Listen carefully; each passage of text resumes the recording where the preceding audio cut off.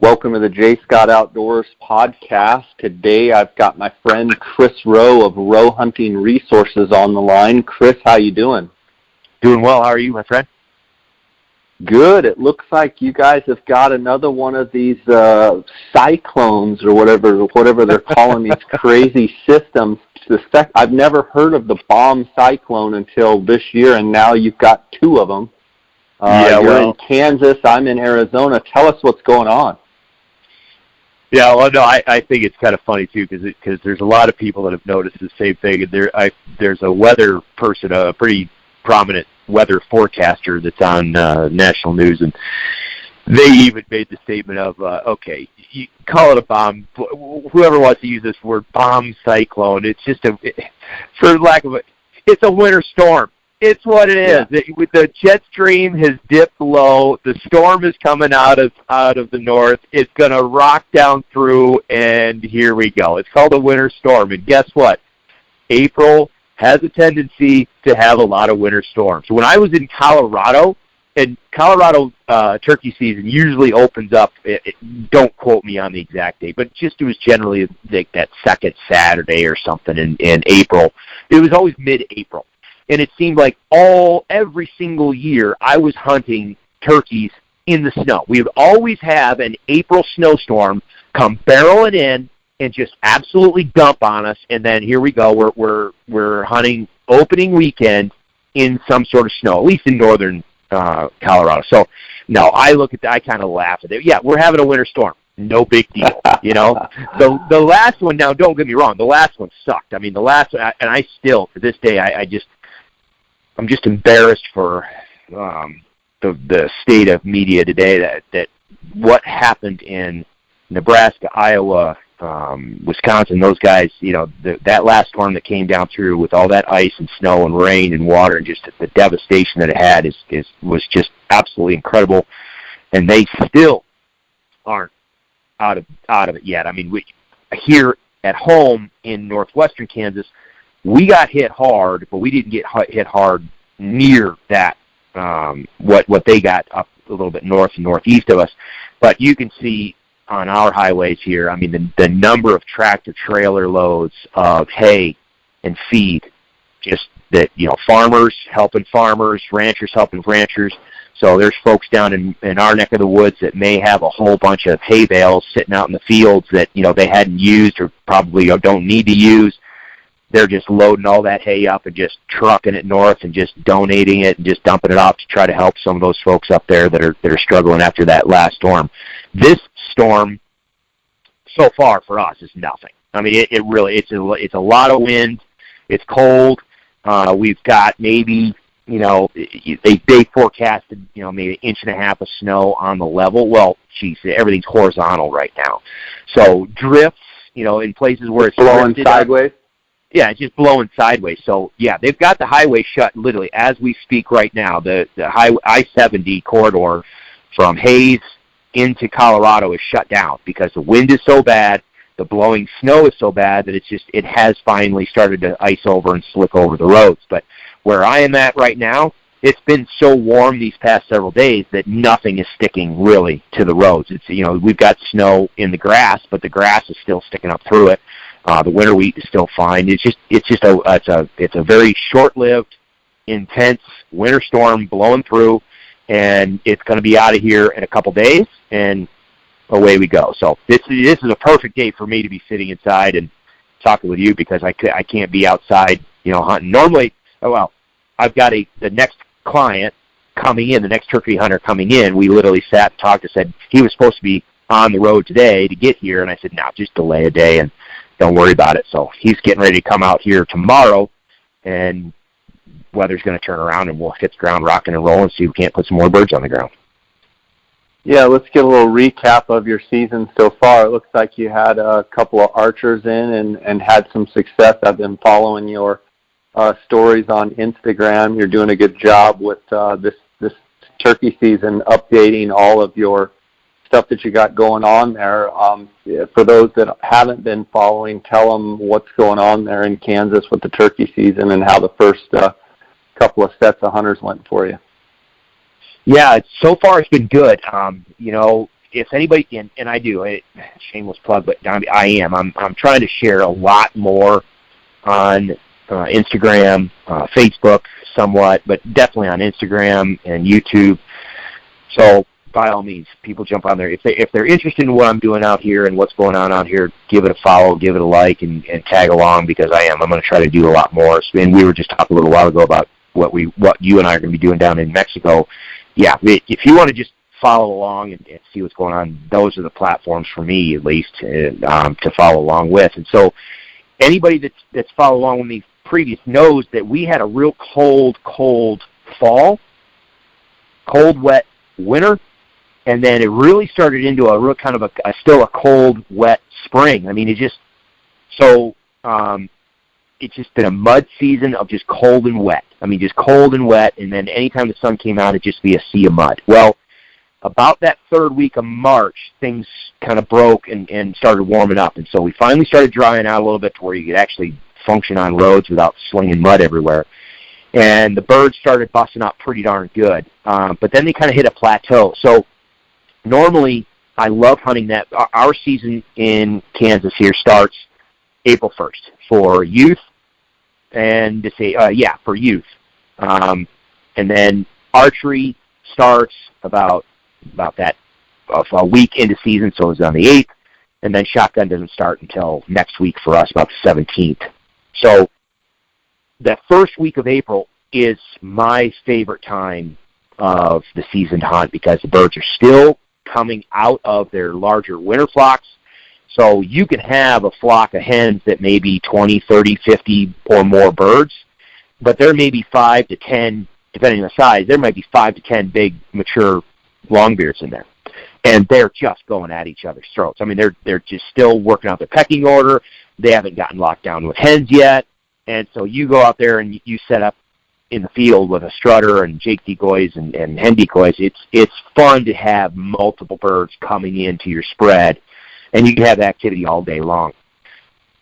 As we rolled into, and that's exactly what was going on that first week of season, we had a bunch of birds still traveling together. It seemed like they started to break up a little bit, but then they just kind of held in their somewhat smaller flocks, to where now, this past week, we had two different groups of archery. Well, yeah, 2 different archery hunters, and I've got the third one coming in. What we were seeing was still somewhat large flocks, so 20, 30, 40 birds in a group, multiple gobblers in with that group. Yes, you can have gobblers off walking around on their own, but by and large, they're still kind of with that group. But they were just going nuts. Steve, that was out here on opening day of turkey season, man, it was incredible. We were able to pick up. I mean, we had one of the best mornings in Kansas I've ever had as far as gobbling activity. There had to have been over 200 gobbles that morning. We were right under the roost, but we ended up inadvertently. I shared that video about the habitat improvement that I did in that. Looks like you put the blind right under the roost tree. Well, that was not the intention. And Stephen, no. Okay, so let's talk about that. So in this, it was incredible, but it was unfortunate. I was watching and they started firing off. It sounded like they were roosted on the roof of the blind. Dude, they were 10 foot. That one gobbler was 10 feet above the blind. The tree that we were sitting up against was a small tree. He was literally 10 feet above the blind, just wow. But okay, so what I talked about in that video series, the IGTV series, was okay. In this particular area, it's a known roost year in and year out, and the way the river bottom is shaped, it just by default, the trees, the big, gigantic, mature cottonwood trees, really kind of create this horseshoe shape, or maybe this big, lazy oval.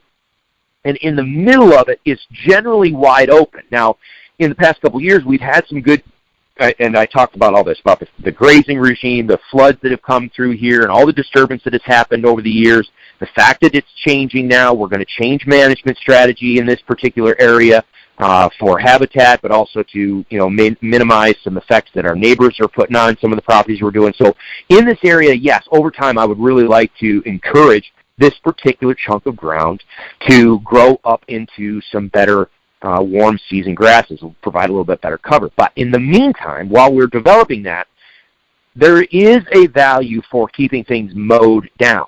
All right, so I figured, well, shoot, let's kill two birds with one stone, no pun intended. Let me do my habitat work, but let me do it strategically to where I can encourage turkeys to utilize this better as far as a fly-up area, as far as a fly-down area, as far as a strut zone in the protected timber pocket there, because the birds roost there. There's no question the birds roost there. And in the past, what they've been doing is flying up from inside more open timber around this little horseshoe of big trees. But I figured, I was like, well, they want to be here, and their use, the way the habitat is right now, their use is scattered around this horseshoe just because of the way that everything is situated. Well, if I come in here, I mow this center portion, it's going to be the easiest place for them to fly up. It's going to be the easiest place for them to fly down. It's going to be the easiest place for them to strut and display. I'm like, bingo, let's make this happen. Well, so I did that, and it's awesome. It just looks awesome. Well, I had two choices. I could either A, put the ground blind right smack dab underneath where the typical roosting activity occurs, or I could put it at the south end of this particular piece, which, yes, it puts me out of their fly-down spot, but I'm only 100 yards from their fly-down spot, and I can see their fly-down spot. I can video them fly out. But this south position of the ground blind, it's beautiful because I can access that. I can slip in and get into that ground blind without those birds, quote-unquote, ever seeing me.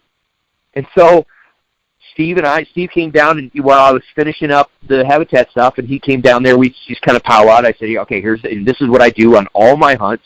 I'll sit down and powwow with the hunters and say, okay, here's the situation. Here's where the birds are. Here's how they're going to move. This is where they're going to roost. This is how they want to fly down. This is what we've got as far as a behavior cycle. All right, what would you like to do and what would you like to see? Here are my thoughts. And I always try to make it personal for the hunter so that they have, that they have buy-in. They've got a kind of a say, here are the alternatives, here are the options. Which experience would that hunter like to have?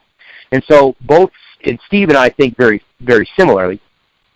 He thought the same thing. He's like, well, it's better to get into that roost undetected, into the blind undetected, and we don't want the birds seeing us putting out the decoys. We don't want that noise, so let's go ahead. Yeah, I agree with that, with what I've done in the past. Let's put the ground blind on the south end where we can get in and out of the blind undetected, and we get the decoys out undetected, and then when the birds fly out, we can call, hopefully get them to come our way. We'll get great video, blah, blah, blah. Yeah, so that was how everything worked on paper. If we penciled it out on the back of a napkin, that's how it should have worked. The problem was apparently that mowing, that habitat little improvement there, ended up working a little too well because the entire flock shifted and roosted at the south end of that, and I mean literally they were right above us. We slipped in. It was dead quiet. So Jay. Did you roost them the night before and know that they were there, or not until you got in the morning did you know they were right on top of you? That is a great question. Okay, so yes, I put Steve on the hill up above this location. And I said, I want you to listen. I said, and I gave him direction. Okay, from where you're standing, the birds are going to be right here. I mean, basically, I just walk. Okay, when you stand here and you hear a bird there, that's where they are. And if you hear a bird over in this direction, that's where they are. And I had him lined out. I said, you sit here, you roost here. I'm going to go to a different property, and I'm going to roost a separate set of birds to see if I can locate them. And we'll touch on this one more detail here in a second. So I went to a different property. He stayed there. Well, the weather system that we had, literally, I was in ground zero on, there should have been more than 100 birds around me within earshot. Steve was right above this particular roost spot, and there was, in the past, 30 to 50 birds in there. I heard 0 gobbles that night. Steve heard 1. And it was like right when it was so dark that he couldn't see trees. I mean, it was so dark he couldn't see trees. He couldn't see lay of the land. All he really had was a direction. Yes, there was 1 gobble, and it sounded like it was south of me. So we knew the birds were there, but we had no idea how many. Are they scattered? Are they in one tree? So no, we knew the birds were in the quote-unquote roost site, but we had no idea where specifically, what trees specifically they were in within that roost site. Does that make sense? Yeah, for sure. So when we got up that morning, we got up early, and I said, listen, we got a long walk, and I want it dark. And so we got in there. We started best laid plans. I think I've learned my lesson. If I say I want to leave at like 5 a.m., I just need to set a timer and say, okay, we're going to leave at 4:45, because I know I'm always going to be about 15 minutes late, it seems like, when I'm mobilizing. So we're about 15 to 20 minutes later than I wanted. So by doing so, by the time we got to the ground blind, it was dark enough to where we could barely see, but we could function without headlamps. So we did not go in there with headlamps.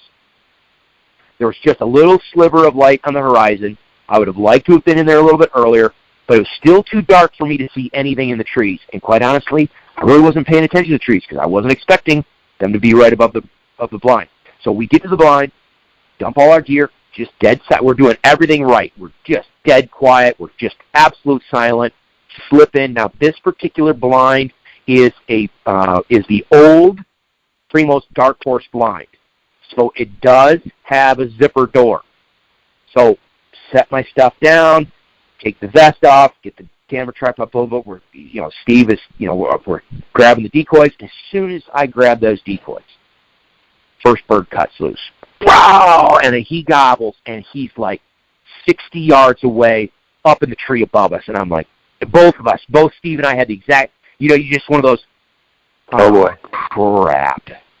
Because now, and hindsight being 2020, and I told Steve this later, I said, you know what, hindsight 2020, and I'm actually thinking this may be the case in the future for me. I don't know. I've got to test it. But if that happens again, I don't think I'm even going to put decoys out. Yeah. Because I did go ahead and try. I'm like, all right, just give me because he picked up the DSD Jake strutter, and he had a lay-down hen. And I said, give me the strutter, give me the Jake, give me the lay-down hen. We're going to do an abbreviated, kind of a small whipping boy setup. Let's just go. And I just boom, boom, boom, boom, put the decoys out, slip back in the ground blind. We get in the ground blind, and again, we're dead silent as dead silent can be, as much as you can with all that equipment. And then you and I, if anybody who's messed with ground blinds before and the zippers, each ground blind manufacturer is going to have a different zipper. So the Primos Dark Horse, the Double Bull Dark Horse, actually had a pretty decent zipper. So if you grab the inside and outside little tag ears on that zipper and you kind of muffle the sound, you can slide that zipper closed quietly, slowly and quietly. And so we got the door closed where I thought it was pretty quiet, got in the blind, got everything set up. We're still being quiet, and then, here we go. The first bird of the morning, he starts going, and he starts going. And he's just rock, bam, bam, bam. And then the ones off to our right start rocking. I'm like, okay, well, the ones off to my right front are where they are supposed to be, but they're kind of a little closer to us. That's not bad. That's okay. We can deal with that. And in my mind, I'm thinking, okay, if this first bird saw me, not a big deal, because if he flies out the other way, that's fine. I've got these other ones to my right that they have no clue that I'm here. Well, that was short-lived, because as soon as they let loose, the one above me, or the one above us let loose, and then we knew at that point it was probably going to be over. We were literally directly under the entire flock of birds. And again, like I said, literally that bird that was above us was probably 10 feet above the blind. There had to have been more than 200 gobbles that morning. Just constant, just nonstop. The hens just made a couple little peeps, but the gig was up. I mean, they flew out, they pitched out, and they flew away from us, landed out to our left, and just hit the ground and just headed right out to one of the food plots, one of my winter wheat plots. Do you think they saw you or heard you, those birds? Absolutely. Yeah. There's no question. One thing, and I guess let's just tackle that a minute, because I think that was one of the questions that came into me a while back was, well, really, how good is turkey vision? And I think you and I talked about it real briefly, that somebody had asked, do turkeys see color? And, if you've been around turkey hunting for long enough, you maybe kind of laugh at that. You're like, who the heck's asking if turkey? Yeah, of course well, there's a lot of new folks, I mean, there's people new to turkey hunting that may not know some of these, what other people consider basic information. But yes, turkeys do see color. They see just as good as we do. I think they see better than we do when it comes to detecting motion and very fine, acute detail. If you think about their whole life structure and their cycle, they need bugs. They're eating bugs and small seeds, and so a small bug or a worm moves under the grass. For survival, they need to be able to see that, detect it, and just bam, jump on it. They've got to have a fast reaction time. So yes, their vision, as far as its acuity, as far as picking out detail and movement, I've heard people say that's on par with what hawks and eagles are, as far as bam, they'll pick up movement instantly, and they can discern very, very small, fine detail very quickly. But what people, I think, overlook is the fact that they have both rods and cones in their eyes, and rods and cones are what dictate how your vision is. Rods and cones separate. Some of those, the cones are picking up the color vision, rods are picking up the kind of low light, black and white type of vision. Well, they have eyesight that is, I think, just as good as ours is in low light. I think they can see just as good as we can in those early morning hours. And so if you can see, they can see. But here's the thing. They're up in a tree looking down. Now, if it's open habitat, like we have, and you have light-colored vegetation or leaf litter on the ground, like we had in that area, depending on the camouflage that you're wearing or what you're carrying around, you absolutely can stand out like a sore thumb. And I've talked about this on some of the other stuff that I've done, especially on the the turkey module and the website stuff. If you are, say for instance, and this is a perfect example, the camouflage that I typically wear out here is First Light's their Cypher pattern, which is a brown and tan modeled camouflage. It works awesome out here for us in the cottonwood corridors and that brown and gray leaf litter. It's amazing.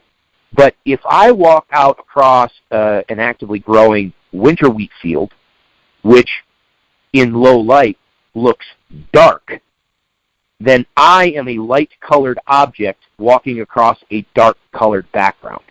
You're going to stand out, especially if you're talking about a bird sitting in a tree looking down on this.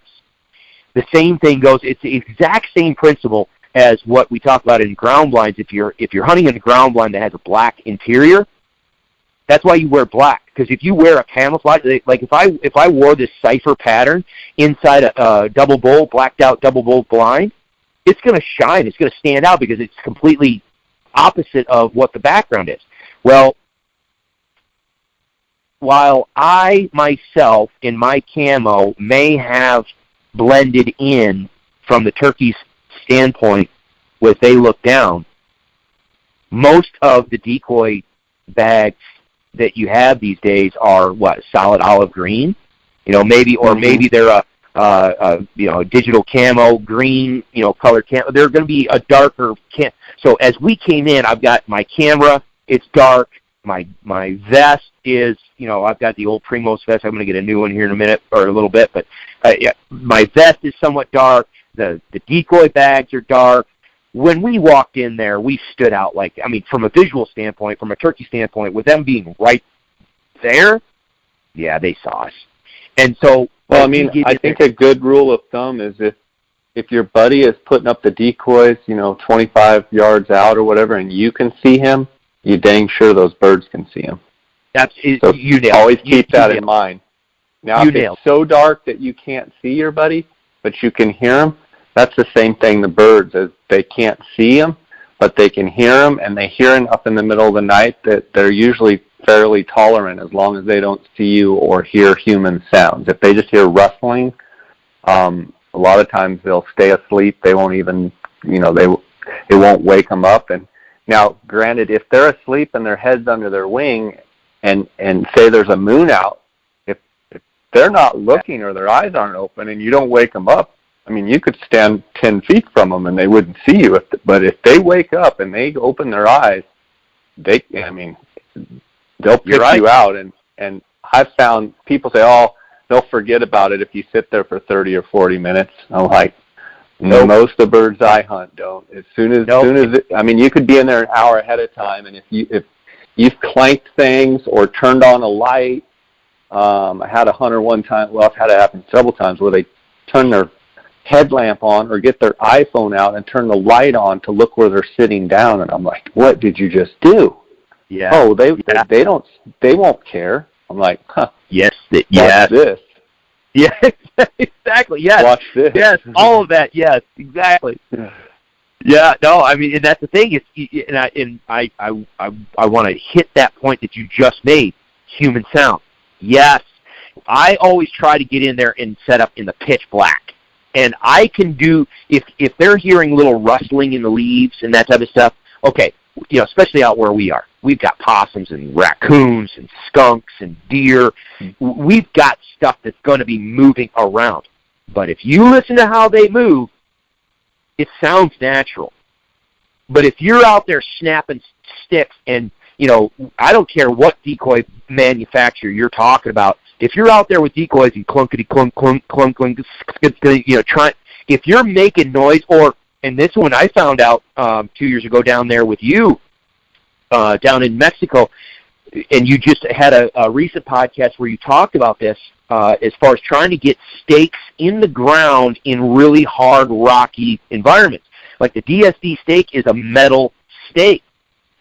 And how many times are you having to take that stake and then grab a rock and try to pound it into the substrate out there? I mean, okay, you might be making sound, and they hear it down there in maybe Arizona or Mexico. Oh, there's javelina running around, or there's raccoons or whatever. Sure, but you tell me a raccoon that goes out there in the middle of the night and starts pounding a rock on a metal stake. No, it doesn't.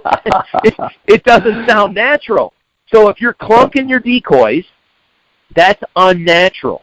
And if you are hunting birds that have natural predators around them, in my experience, this is just my opinion, no, they don't forget about it. They go the other way. They go the other way. Do I like sitting up underneath roosts and getting close? Absolutely, I do. But my rule of thumb is I do not want the birds on the roost to be able to see my decoys from the roost.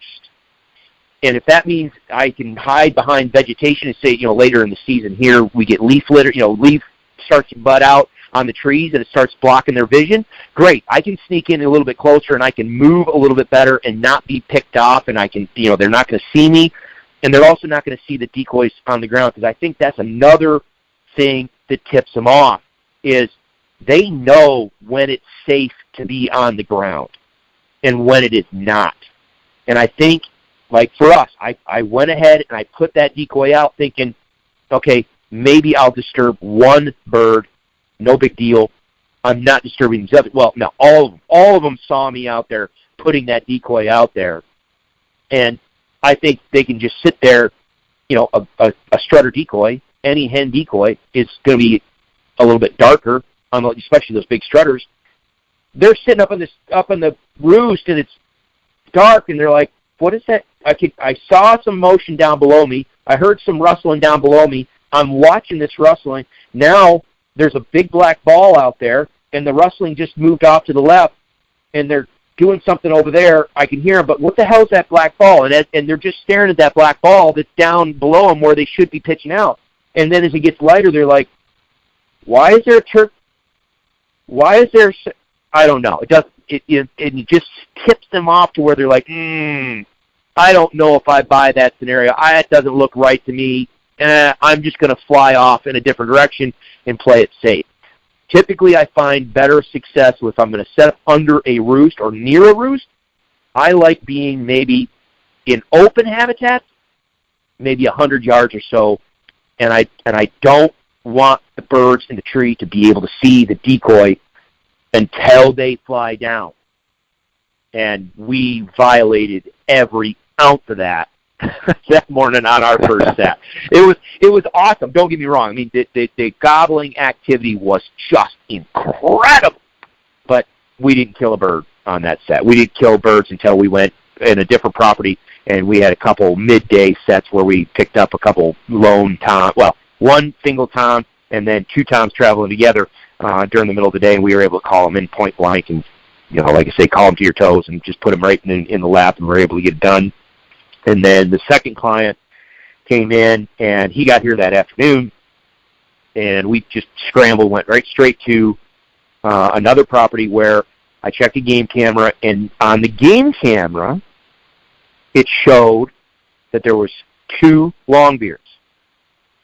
But we have some neighbors that hunt next door, like right off our fence line. They put a ground blind and corn pile right off our fence line. So one picture showed 2 longbeards. One of them really, really nice. I mean, real nice bird. And then a day went by, and then the only picture showed up was this one other smaller longbeard. So I was like, well, maybe my neighbor killed it on opening day, whatever. We'll come in here and see. This property was the property I went to that night. I was telling you that Steve went up and he heard the one, he was roosting above the habitat improvement, and he heard one gobble. I'm sitting on a hilltop watching and listening to this particular property. I heard nothing. Not only did I hear nothing, I didn't see a single bird fly up. So I'm thinking there's nothing here until I went and checked the game camera. So fast forward, when we get into the blind, I'm thinking, okay, this particular individual, it was his first. He's bow hunted a little bit, but this is going to be his first animal with a bow, period, let alone his first turkey, but this is going to be his first animal, period. So as a beginner, I wanted kind of a slam dunk scenario. I said, I tell you what, we're going to go climb into this ground blind, because the ground blind is right where they want to pitch out. It's right where they fly up. They're going to be here. There's just no question about it. They are going to stand 15 yards in front of the blind, period. These birds are off in the field. They have no clue that we're here. We're going to slip into this ground blind. We're going to put out just the Jake decoy and a lay down hen, maybe another hen, staged to where it looks like they're getting ready to fly up. When these birds come over, they're going to walk right down in our lap, and it should be good because we've got one gobbler. We know we've got probably a couple hens. It should be a nice, calm, controlled atmosphere to where should be able to walk this guy through the shot process and make a good shot. Well, yeah.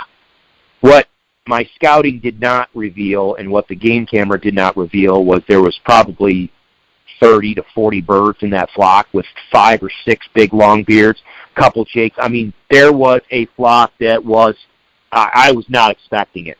And so when they came over the hill and it started, it was one of those situations where it was just chaos. So here we are in a situation where we've got a pie, like 20-plus hens, 5 or 6 big longbeards, and 2 what I classify kind of as those bully jakes, those jakes that are just super hyper-aggressive. It was just chaos.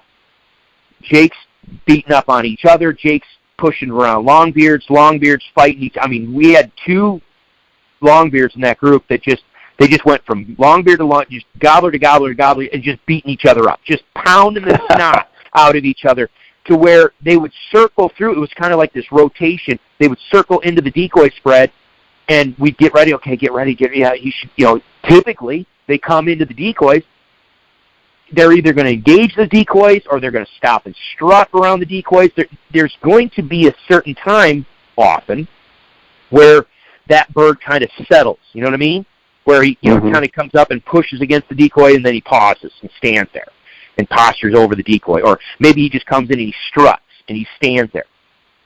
No, none of that happened. I mean, they just, between the jakes and the longbeard, they just would not stop moving. And so that's where, and I sent you that little somewhat video clip, and I posted it on Instagram, the slow-mo of that, the slow motion stop video of the shot. He finally got it. The first shot he made on a bird was like 22 yards, but it was he had been at full draw for a little bit longer than what I wanted. So his first shot, got excited. He just shot wide and just harmlessly shaved some saddle feathers off the bird. That bird just kind of spun around, went down the trees, came back out, and went out and continued to fight all the other gobblers out there. And then the second gobbler that came in that we ended up recovering came in beautifully. I think, as me being an experienced individual, I know that we had more time than what the hunter felt. And this was one of those situations, and Jay, I think you could talk about this as well. When you're dealing with taking other people out and you have different abilities, let's just say abilities and comfort levels, there's a fine line. There's a fine line on coaching them through the process versus providing way too much information in to where you overwhelm them. You know what I mean? To where right. You've got to give them the information and then let them process it and let them handle it. So I did that, and he made a good shot left and right. The left and right was perfect. He just shot low. I think he tried to peek over, tried to peek when he shot, and he shot low. It wasn't a good hit. We were able to recover that bird the next morning, but it was just utter chaos. And so I think we are in a situation now where once this weather breaks, I think we're going to see next week to where those bigger flocks definitely bust up to where it's going to be one gobbler with a handful of hens and another gobbler over here with a handful of hens and maybe some single gobblers running around. We'll see. We'll see what ends up happening. But right now, we are still in somewhat larger groups with birds just beating the tar out of each other. So it's fun. Yeah, I mean, early season is always, I really like early season. There's parts of early season that I really like. There's parts, obviously, that are challenging, but it can be said for the middle and the end of the season. I want to remind people that are listening, if you haven't heard, Chris and I did a 7-part series where we got probably 7-8 hours, maybe more, worth of turkey talk. And I don't have the episodes in front of me, but a handful of episodes ago, we went through everything. So, if you like what you're hearing here and didn't listen to the 7-part series, go back, a handful of podcasts ago, and you'll find a bunch of more info that. Hang on a second, Chris. Yeah.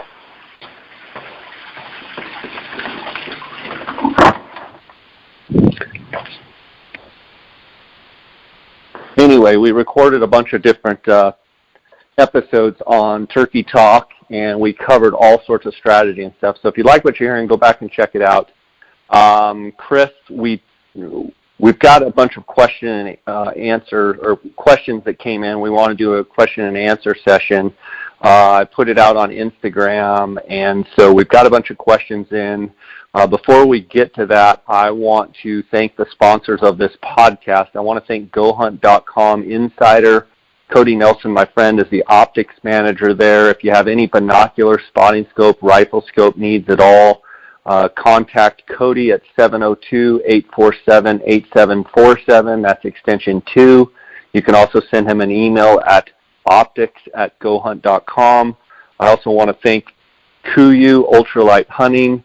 You can find more information out about them on their website, KUIU.com. That's KUIU.com. That is all the gear, ultralight hunting gear that I wear, whether it be the camo clothing, backpacks, all of the gear that I wear on my hunts that you see on my Instagram page, KUIU.com. Go check it out.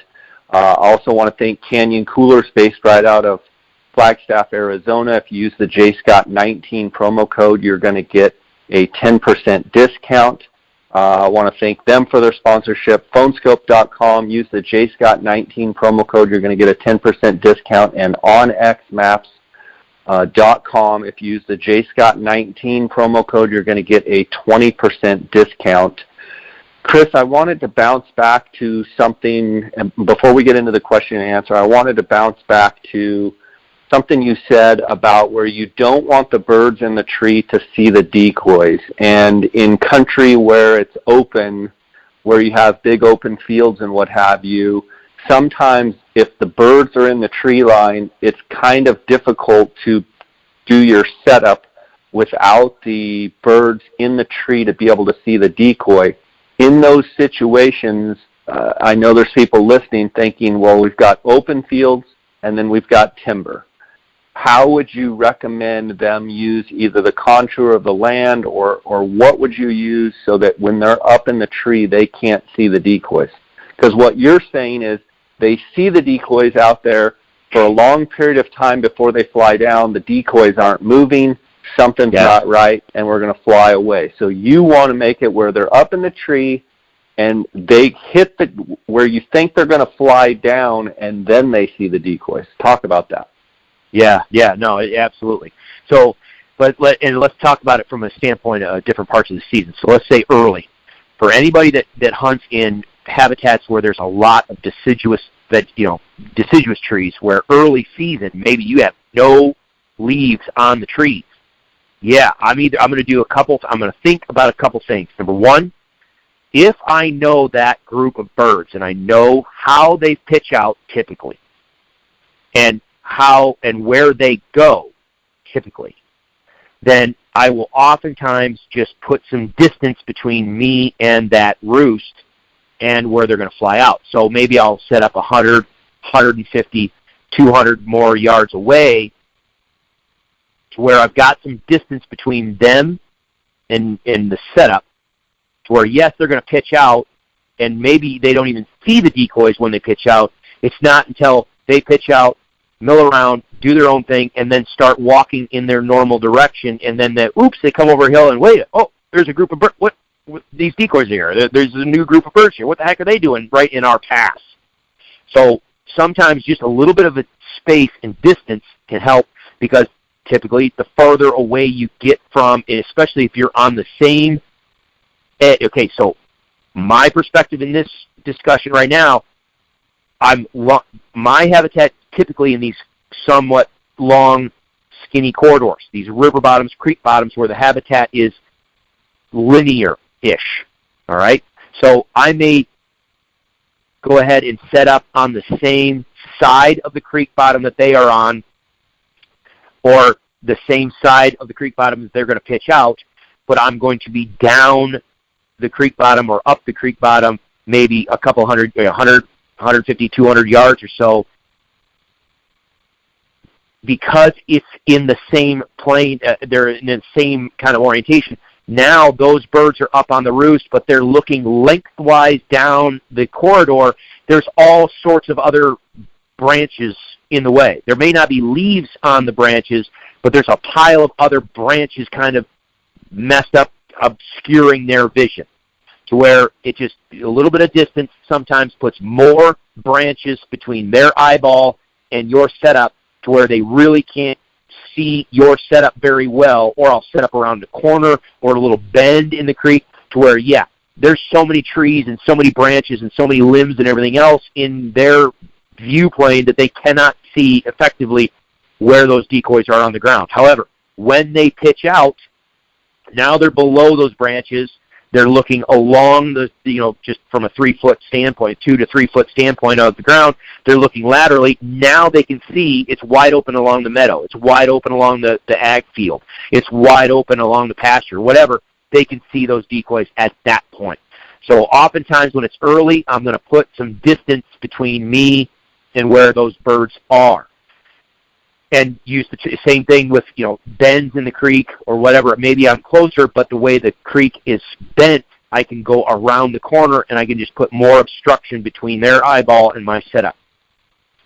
Terrain, also, if I know that they're going to pitch out and land, if they're going to land on, say for instance they're going to land on an open slope, maybe what I'm going to do is put my decoys up on this little tiny rise, to where when they do finally pitch out, blink, they can see my decoy, especially if I don't know which direction they're going to go. Say they pitch out from the river bottom and they could go left or they could go right, and it's a 50-50 coin toss. In that case, I'm going to want to try to hide my decoys from them when they're in the tree, but as soon as their little feet hit the ground, I want them to be able to see my strutter or my jake or those decoys, to where it gives them the incentive to say, oh, we need to go that way. Same thing goes with people that are hunting in some of that open ponderosa pine habitat. You can have very similar situation in the mountains, or, you know, if you're hunting Merriams or whatever. Yes, ponderosa pine has the needles on the branches, but some of those pines are really, really open where those birds are roosting. Same thing goes. I'm going to try to put more tree limbs between me and where those birds are roosted, but I want, when those birds hit the ground, I want them to be able to see where those decoys are if I don't know which direction those birds are going. If I know the direction that they're going, I don't really worry about it as much, because I know as soon as they get close, as long as I can set up within their path of general activity and movement travel, they'll see my spread, and hopefully my calling and the realism of my spread sets it up, and they want to come in from there. But as we go later in the season, we have more and more leaves on the trees. That allows me to get a little closer to where, yeah, I may be in the situation that we were in with Steve the other day. If those trees had been fully leafed out, quite honestly, maybe I could have gotten away with it, because there's just so many leaves on the trees that they're completely blocked, and it's so dark, you know, from their perspective, everything's dark now, to where they didn't see anything. They pitch out and land. Oh, well, somebody must have beat me to it. Someone must have landed before me, and I didn't hear them. It's not as big of a deal. So if you're hunting in places where there's a lot of leaves on the trees, or you're in places where, say, and I have not personally hunted here, but say down southeast where you've got some of those pine plantations where those pines, the pine boughs are very, and the stems are very close together, to where the birds are buried up in those pine boughs, maybe you can creep in and crowd that roost site a little bit closer to where they can't see you. But yeah, I just do not want to be seen from the tree. I want them to see me when they hit the ground. Let's talk about some of our guys that aren't using decoys and, quite frankly, aren't doing a lot of calling. Let's talk about, and then we got to get into the questions. You know, guys that are saying, listen, I want to kill birds. Like, I haven't killed a bird in 3 years. I want to get in there close to them off the roost. Talk about, you know, at that point, do you want to get where they're going to land, so when their feet hit the ground, you're in shooting position? Talk a little bit about that. Well, there you go. I think you just summed it up. I mean, yeah, that's literally it. And especially some of these folks that are, you know, I think you're talking about some of the guys that are, you know, whether you're talking about guys and gals that are hunting from the southeast, or, you know, maybe some folks that you hear this all the time from the folks from Mississippi or Louisiana or Alabama, or even some of the folks in Pennsylvania. You know, oh, I hunt super call shy birds, and these birds don't want to work the call, and they don't want to work decoys, and these are, yeah. Okay, these are the guys and gals that are out there trying to develop a 70-yard shotgun. You know, I mean, you know, I hear it all. There's still even people that hunt Merriams that they're just not good at turkey hunting yet, and they're like, hey, man, I want to kill some birds. What suggestion would you be to them of setting up, you know, getting in those areas where trying to figure out where are the birds going to pitch down, and I want to be as close to that as I can so I can get my bird? Yeah, exactly. There's nothing, to where, if that's the case, then I absolutely advocate you spending some money and taking some time with your shotgun and your choke setup and your ammunition that you use, and develop a system that can reach out there and touch someone, number one, so you can do a 40, 50, 60-yard shot if you need to, effectively. But that's exactly it. In some of those cases, if you just want to kill a bird, sometimes the best thing that you can do is literally slip in there and make like a hole in the dirt. And you don't want those birds to think anything else. So figure out where they're roosting. Okay, especially if you can find birds that are consistent roosters. Like for us for Rio Grande turkeys in Kansas, they like to typically roost in the same general area each night. If not, the exact same trees night after night and year after year. I know Merriams are the same thing. Merriams don't, in my experience, don't have as much fidelity to maybe the exact same tree, but I do know they like to roost and hang out in the morning on the exact same ridges day after day or year after year. And they might move across the landscape in a kind of a lazy pattern. So like, and it does, day 1 they're on this ridge, day 2 they're on that ridge, day 3 on this other ridge, day 4, guess what? They're back on the first ridge, and they just kind of move around. Patterning where they roost is huge. Once you figure out where they like to roost, my second thing is figure out which way they like to pitch out. So in Kansas here, if the terrain is flat and all things, say there's winter wheat on one side of the creek bottom or the tree corridor and there's winter wheat on the other, and you have light winds, a lot of times I will set up on the side where the wind is coming from. They will pitch into the wind and just sail out into the field if all things are created equal. However, I know on one particular roost site, I'm thinking on one of our properties right now, on one side of the creek bottom is a hill. On the other side of the creek bottom is a low, flat, wide open field. They love to pitch into the hill. It's a shorter distance. Doesn't matter what the wind is doing. They like to just pitch right out and land on the hilltop. So if I know that they like to pitch out a certain way, I'm just going to get in there. I'm going to have a good shotgun that can reach out and touch someone. I'm going to figure out where they're roosting. I'm going to figure out which way they want to land. And I'm literally going to slip in there, get as close as I can, sit down, be quiet, shut up, don't say a word. I might not even put a decoy out. Just let them land and do their thing and just sluice them when a bird comes in range and touches their feet to the dirt. I mean, literally, sometimes the best thing that you can do is not do anything at all other than just pull the trigger. Good stuff. Let's dive into some of these questions. Let's see. Taking my son on the OTC hunt in May because he wants to go. So he's talking about, Chris, I believe, the Arizona over-the-counter hunt in May because he wants to go. I've never hunted turkeys. Biggest piece of advice. So it sounds like we've got a youngster. Sounds like we've got, fairly inexperienced, but they want to go. I'm going to answer this. Chris, you can get ready with your answer. First of all, it sounds like the kid wants to go. That's half the battle. So what do you want to do? Yeah. Make it as fun as you possibly can. Whether that means, I don't know how old he is. You don't say here in the question. But if it means, give him the keys and let him drive around on the 2-track roads and, get to learn how to drive, great.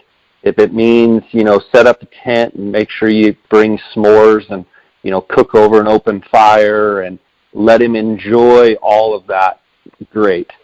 As far as being on the first hunt, the more gobbling that you can get him into and seeing and hearing turkeys, even if you guys don't get one, to me, that's a win. So you've got great camping situation.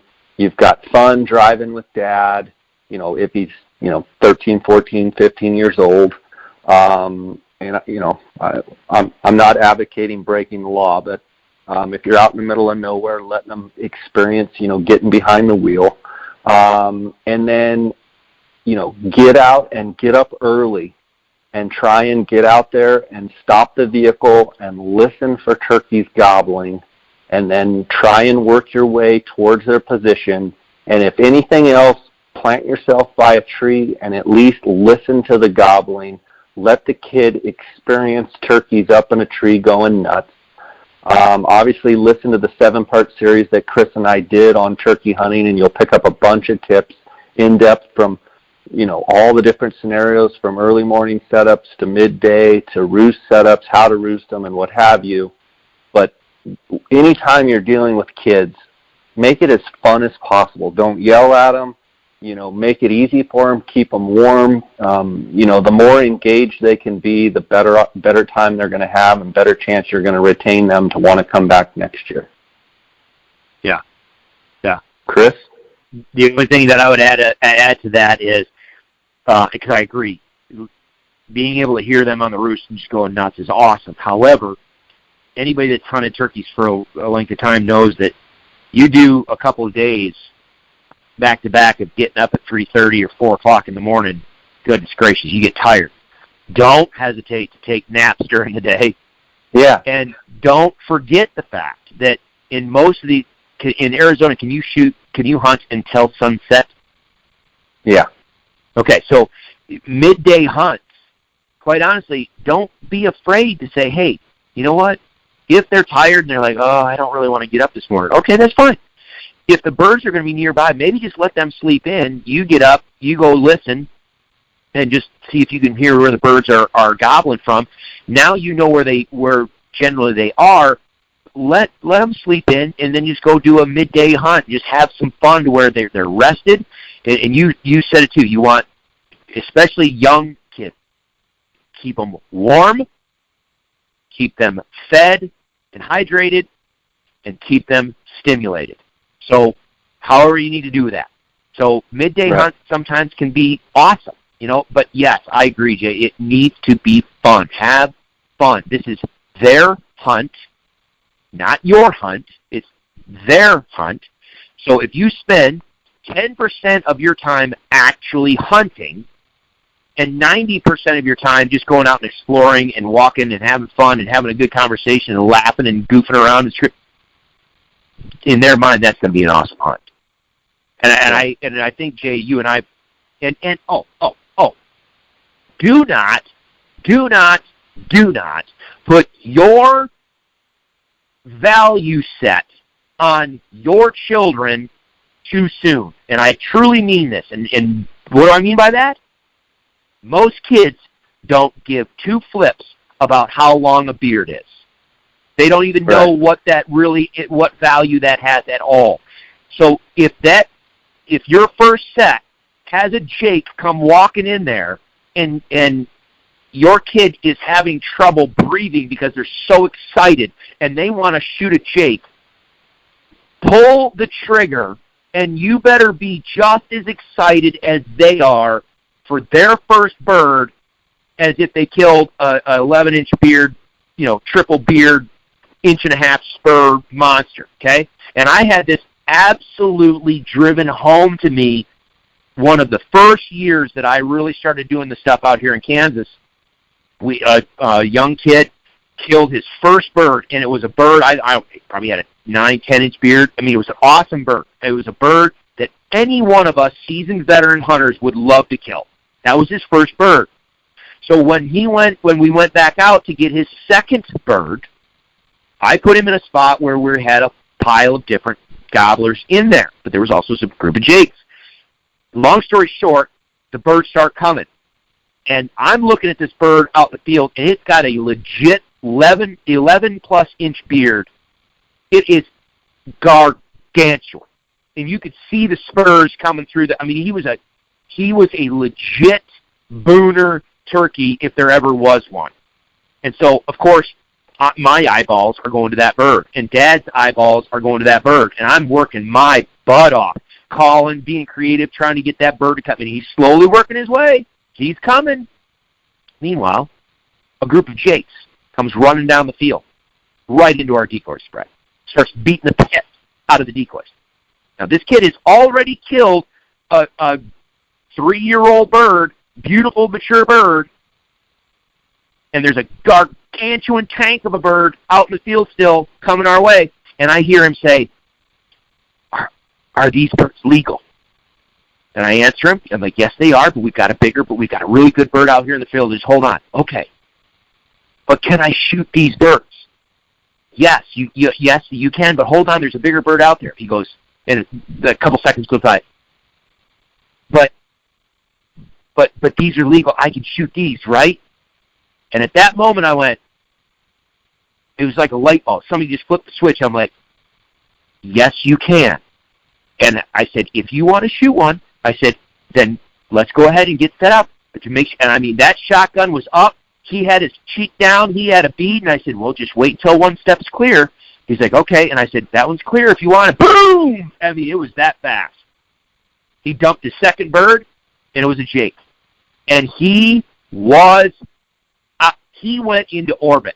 He was so excited that he came out and he tagged out, and he got 2 birds on his hunt, where his brothers and sisters, I think one of them got their 2 birds and the other one only got 1 or something. He was absolutely lit up excited because he shot a good bird. He shot, in his mind, he shot 2 turkeys on a hunt. How awesome is that? So don't let yourself get caught up into certain expectations based on your years of experience and decrease your child's experience when they're just excited to be out there with you. And if a jake comes in and they get excited and they want to dump that jake, absolutely just talk them through it and just let it happen and have a blast. Good stuff. Good advice. This comes from Loco Cocono. It says, any tips for a pre-dawn setup when you don't know where the turkeys are roosted? Thanks. Ooh. So talk a little bit about, you don't have anything roosted, you don't have anything going. He doesn't say whether he's hunting Merriams. I guess it doesn't matter, but what would you do if you don't have anything roosted? Did he say Loco Cocono? Was that his handle? What was his name? Yeah. I was thinking of Coconino National Forest. I was thinking that maybe out your way. No. Well, so I don't know. For me, I really want to know the habitat that he's in, because it's going to be based on a couple of things. Goodness, if we're thinking about Merriams, if you don't know where they're going to be roosted, I guess if you're in mountainous terrain, here's my opinion. If you're in mountainous terrain and you don't know where the birds are going to be roosted, you have no idea, I would hope maybe he has the ability to get out and scout a little bit and know the terrain that he's in, and maybe how the forest structure is set up to where there's going to be places in some, a lot of times with Merriams in the mountains, you're going to have, most of those times they're going to be associated with ponderosa pine forests. Ponderosa pine forests can be very diverse, where you have patches of younger pines, and you can have these big stands of big honking mature, people call them yellow bellies, of big old pumpkin trees, those gigantic, enormous ponderosa pine. A lot of times those turkeys are going to roost in and around some of those bigger pines. That doesn't mean that they're going to just necessarily stay there and feed, but they're going to roost in some of those places. So first and foremost, if I know nothing about the area, I want to find those places where this is Merriams, where those gargantuan trees are going to be found. Then I'm going to want to know where the nearest green areas are that have the best spring green up happening. Maybe that's on a creek bottom. Maybe that's on a south-facing slope that's a little warmer than, say, a north-facing slope, or an east-facing ridge versus a west-facing. I'm going to look for those places where it's going to be greening up better. And then I'm going to find those 2 things, and then I want to know where's the nearest water. And if I can find a spot on the map where I have big, honking, mature ponderosa pines, I've got good spring green up, I've got water nearby, and if I can start adding, that right there is that's my entry point right there. So if I can find the big trees, good green vegetation, and water, that's where I'm going to start. Now, if I can start adding, oak brush to that equation, or aspens to that equation, or willow bottoms to that equation, or shrubs, if I can add diversity to the habitat, that is where I'm going to start. And quite honestly, you get set up in the morning and you just listen. Maybe the first day of your hunt, if you can do all that type of scouting ahead of time, whether it's Google Earth or Onyx Maps, or whether it's just going out there, and looking from a distance with binoculars. If I go out first thing in the morning and I'm just going to go on a blind set, I don't know where the birds are, I'm just going to go out and sit my butt on the ground and see, that's exactly what I'm going to do. I'm going to go get out there in the place where I think it's best. I'm going to sit my butt down, and I'm just going to listen. Just cold call. Start maybe use them. People talk about locator calls. In my experience, man, sometimes Merriams do well with locator calls. Sometimes they really don't. Where some people say owl hoots work best, or crows, or ravens or coyotes. You're just gonna have to play with it. Some birds like certain things. I can think right now in some places where an owl hoot will do you no good, but if you blow a coyote howler real quick, yeah, you might be able to get a response. Or a crow does no good, but an owl hooter does. You're just going to have to go out there and punt and play with it and see. Maybe you can get them to shock gobble, maybe not, but typically I'm just going to sit down, wait for it to start getting daylight, and as soon as it starts getting pink in their eyes and where I can start seeing and I can start seeing around, the birds are starting to cheep, the robins are singing, the little dicky birds are starting to make noise. That's when I'm going to start calling a little bit lightly and just see if I can't get a response and just listen to see how the woods unfolds. And then as it turns daylight, if I don't hear a peep and it starts turning daylight, I still have no and the birds should be on the ground by now, and I still have nothing, well, that's when it becomes a scouting mission. I'm going to start looking for signs. I'm going to see, am I in an area that has turkey droppings? Am I in an area that has tracks? Am I walking across the landscape with my binoculars? Can I see turkeys? At that point, it becomes an active scouting mission to find the sign. And once you find the sign, then you can put any of the decoy and calling stuff that we talked about. Yeah. And I would add, too, I think this question, you could take this question several ways, but I'm getting I don't have anything roosted, what should I do? I would say cover country. So if you're out there before light, you're trying to shock gobble with a coyote howler, which is what I would do, trying to get them to shock, make a gobble, and then you have something to go after, then the option is, okay, get out and walk ridge lines, pick an area and say, I'm going to commit to it. I'm going to start walking, and I'm going to coyote howl till I get a bird to answer. If no bird answers, I'm going to just keep moving, and or use your vehicle to do the same thing. I'm going to drive, stop, get out, listen. If nothing's gobbling, it's still dark, I'm going to try and shock. Okay, if nothing gobbles, I'm going to keep moving. You can either do it on foot or you can do it by vehicle. Those are the two things that I'm going to do. If I don't have anything roosted the night before, I'm either going to commit to an area and say, I'm just going to get out there, I'm going to walk down the forest road or the ridge until I hear birds gobbling, or I'm going to get to an area where I know turkeys are, and I'm just going to sit, I'm going to wait until one bird gobbles, and then I'll move towards its direction, get as close as I can. That's what I would recommend if you don't have anything going. Cover country till you hear them, and once you hear them, then you may not be able to get on them then. You might come back that night and try and get as close to that situation and do an afternoon roost setup for the next morning. Let's go to the next question. We've got Diaz Rocky 24. How much calling is too much calling when hunting pressured Merriams on public land? I think if you sound really well, if you sound good, you probably can't call too much. You've got to really watch your human sounds, and you've got to really watch your human cadences, in my opinion. So if you sound good and you sound just like a turkey, your cadence is just like a turkey, I don't think you can call too much. Now, what I think you can do too much of is drive close to the birds on the roost, slam your doors while they're, waking up and they're gobbling and they, see your lights. They know that someone is coming. That they can see your headlamp. You can call too loud. You can get too close calling loudly.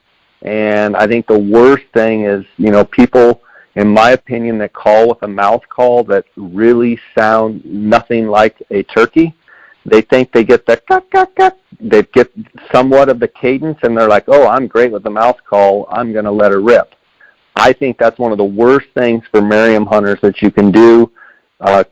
Chris, I'm curious your opinions. I mean, I think box calls and pot calls, people can make much better sounds with.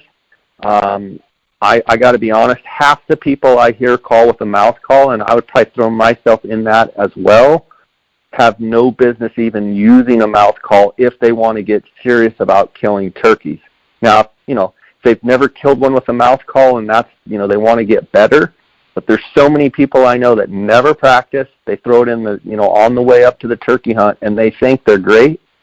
Yeah, you're probably calling too much you're part of the problem is what I would say. What do you think, Chris?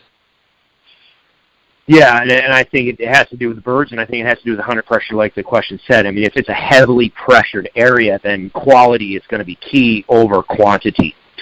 If you sound really great, then it will probably allow you to get away with more calling.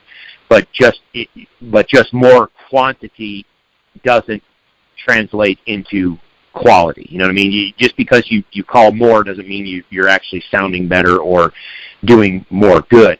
So yes, if it's a pressured area and you are not just awesome rocking a call, I would say probably maybe not call as much. But, and I think you nailed it too,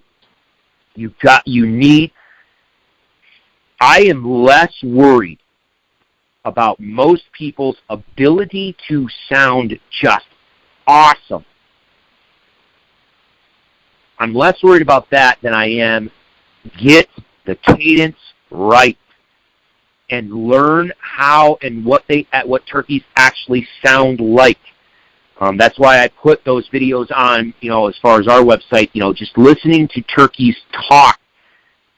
And there's a way, and I agree with what you exactly said. When anybody's just starting out, especially turkey hunting, get a box call because it's the easiest one to learn. Then go to a pot call because that's the next easiest one to learn. And I mean, learn it and learn good and make it to where you can sound well. And then a mouth call. So, but even still, there's a right way and a wrong way to use a box, and learn how to use that box effectively to get a good two-tone yelp, high to low. Same thing with your pot call. You want to have a realistic yelp. You want to have a realistic cluck or purr or whatever. You want to sound realistic. That's huge because I think even in heavily pressured areas, you could do the exact same level of calling that someone else does, but if you just have a better cadence or a more realistic cadence and a more realistic sound, you're going to do better. But the bottom line is going to come down to you're going to have to figure out what those birds in that area want. If you're in an area where you have a high turkey population, you probably can get away with a lot more calling simply because usually on the landscape you're going to have a lot more birds talking. But if you're in an area where there's just a handful of birds and those birds get pressured, then I'm really going to start looking at terrain and movement and scouting, and I'm probably going to back my calling off a lot. Okay, Chris, another question here from White Jacob. It says, if you resort to sitting water, do you still use decoys? If so, what's your setup like? For me, if I'm going to set up on water, I do use decoys, and I actually, a lot of times, I'll kind of put them down by the water, kind of naturally how, I would see turkeys, maybe a couple hens right down by the water. I've done it hunting in Arizona a lot for Merriams, afternoon sets, just make it look realistic. Try and spread them out a little bit, just like you would see turkeys go to a water hole. Chris, your thoughts? Yeah, I don't normally have to sit water, but the times that I've done it, typically, if I'm going to target birds, this is just my personal philosophy. If I'm going to target birds at a water source, it's usually because it's hot and dry, and they're coming to water because they need to. If it's hot and dry, my philosophy, I've got two choices. Either just sit there and make like a hole in the wall, and just if it's a small water source and I can shoot across it, then I don't care. Just sit there, be quiet, wait, have some patience, don't move, and let things just naturally unfold, especially if it's heavily pressured area. But if it's a bigger water source to where you can't cover the whole thing, I typically will set my decoys near where that water is, but in the shade, somewhere off to the side of that water hole, in the shade, where it may look like a group of birds came down, got some water, and then they just wanted to loaf and hang out for them, preen and nap and dust themselves. But they typically will often do that in the shade. So I'll just set that spread off to the side somewhere where it can be seen from the water. If any bird's going to come in there to get water, they can see that decoy spread, but it's very realistic that those birds are just loafing in the shade off to the side, and hopefully that bird wants to come around and engage it. You can add some calling to it, obviously, but hopefully by that realistic setup, they can want to come around and engage those decoys, at least get themselves in a position where they're a little closer for a shot. Well, and I think that's a good point you make about the shade. I mean, always if I have the choice, personally, I'm going to always set the decoys in the shade if I ever have a chance between sun and shade. I feel like when the decoys are in the sun, birds can tell, even the best decoys. You know, in the shade, I just think it's more natural. Turkeys kind of, like you said, tend to loaf in the shade. I just think it's a more natural spot for them. Now, the only exception to that would be maybe if there was a really cold morning where turkeys are going to actually try and get out in the sun, maybe after it's rained, to try and air out and try and dry out. But if I ever have a chance between shade and sun, I'm always going to pick a shaded spot for my decoys. Let's hop to this next question here. It says, East Coaster question, are roosting habits different with Merriams and Goulds versus Easterns? This is from Brad Stinson, 21. I will say that I've never hunted Easterns, so I can't really speak to that. The one thing I can tell you, it seems like the Merriams and Goulds really use the contour of ridge lines to roost out on the ends of points, but they like to walk past the roost tree or walk up in elevation and then fly across, so they don't have to exert as much energy into their roosting position. Goulds are the same way. Merriams definitely right off ridge lines. Chris, maybe you can speak to the Easterns roosting. The other thing I would say is you hit on it earlier. Rios that I've hunted tend to roost exactly in the same spot if you don't mess with them. Rios, Merriams, I would say, are very, very similar. Not necessarily the same tree, but definitely the same group of trees. And Goulds tend to roost very sporadically wherever they end up. It seems like that afternoon they just tend to roost. They don't have any random, unless the terrain makes them roost in certain trees. If they have choices of lots of different trees, they tend to just fly up wherever they're at. Yeah, and I think in my experience, I grew up in upstate New York, and the places where I turkey hunted then, the turkeys, we didn't have a huge population, but they had general areas of activity where they liked to be, but they did not seem to have a very set, group of trees or certain location or whatever. Now, in hilly areas, I think that's different, and I think it goes right to what you just said, Jay. So some of those people that are hunting Pennsylvania, West Virginia, or Virginia, mountainous areas, I absolutely will say that, yes, Easterns are going to be lazy as well, and they're going to use the terrain to their advantage and pitch out. They're going to climb up the hill and then pitch out and just fly over.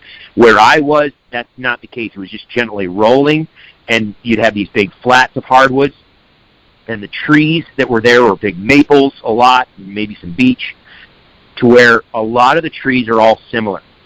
So where the roost site potential is the same across the entire landscape. So in my experience, it didn't really matter where those birds were. They just fly up. It's kind of like what you just said with Goulds. They just, where you are down in Mexico with Goulds, there's so much oak trees down. There's just so many oaks that all those oaks have the same growth style. So where there's potential roost sites, no matter where that bird ends up, there's a tree, boom, I can land in it, I can fly up. Whereas in the mountains, I think for Merriams, I think that's part of the reason why they do what they do. There's a lot of good roost sites, so they might just use the same ridges, but they don't necessarily have to pick the same tree. Whereas out here with Rios, sometimes it is literally because the best roost tree in that area is the biggest tree, big cottonwood, whereas everything around it is a bunch of garbage. You know what I mean? So I think the habitat has a lot to do with it. But where I was in upstate New York, the easterns tended to just fly up near or around wherever they ended up that evening, and then we had to, locate them during that next morning to really make something happen. All right, let's go to the next question here. Best broadheads for archery turkey hunting, fixed, fixed or mechanical? I'm going to say, Chris, you were going to have a really good answer for this, but my experience is mechanical for sure. With as big a cutting diameter as you can get, as much expansion as you can get, open up those blades, maybe even lower the poundage on your bow. I don't mind if the arrow actually sticks in the turkey, but also consider head and neck shots. As an archery, taking guys Gould's turkey hunting in Mexico, I like the head and neck shot a lot more. I think it's a hit or miss. You either hit and the bird's dead, or if you miss, it's a clean miss, where I've seen so much can go wrong when you're body shooting them, and that goes back to why I like mechanical broadheads that are going to open up and really cut a big hole in that turkey. So even if you don't make a fatal wound, you can get a second shot. But I would highly recommend the head and neck shot. Yeah, and I agree with that wholeheartedly. Just cut if you're going to do a body shot, you want a head that's going to put the biggest honking hole through them possible. And people don't realize that turkeys can take a heck of a lot of impact. I mean, they can.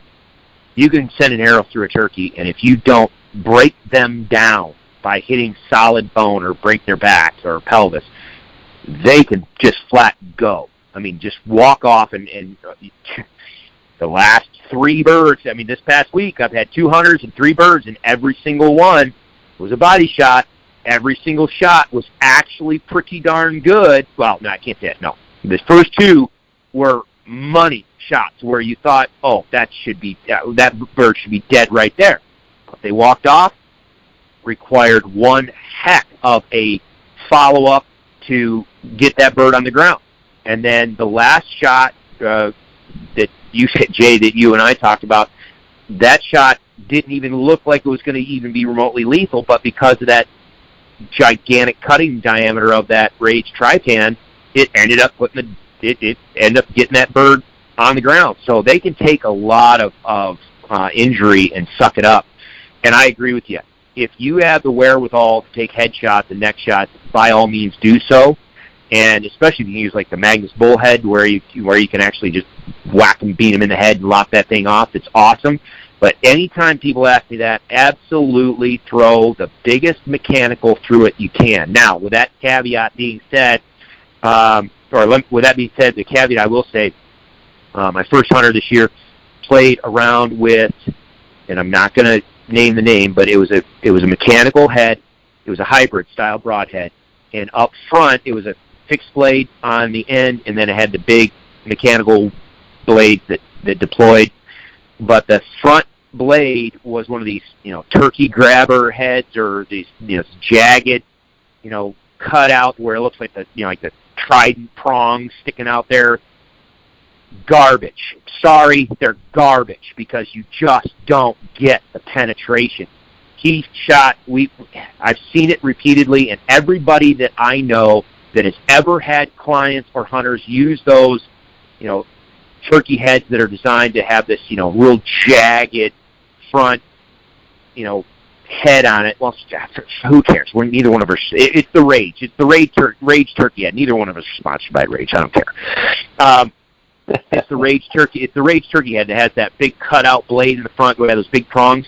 Garbage. I'm sorry, Rage. Sorry, garbage.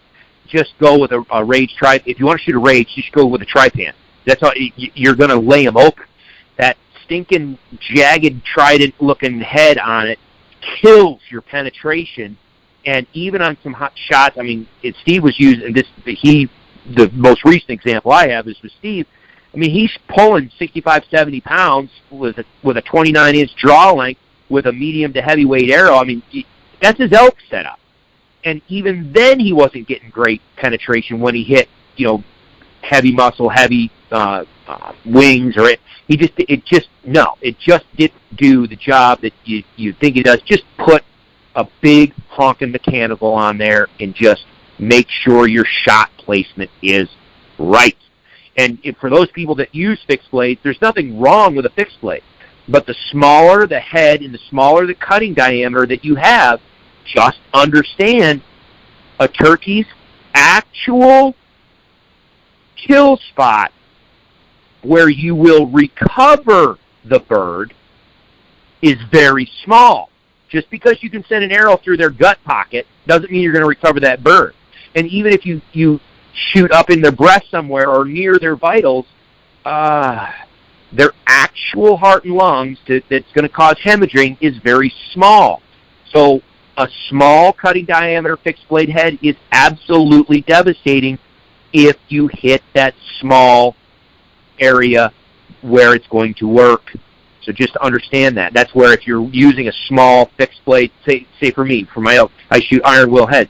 If I'm going to use an iron will head on a turkey, I darn sure am going to make sure I know exactly where to hit them in the body to go send them right through their heart, lungs, or break their spine, or I'm just going to go for the headshot and just be done with it. Because if I'm sloppy on my body shot, I'm just injuring birds or killing them, but they're going to run off and fly off and die somewhere else, and you're never going to recover them.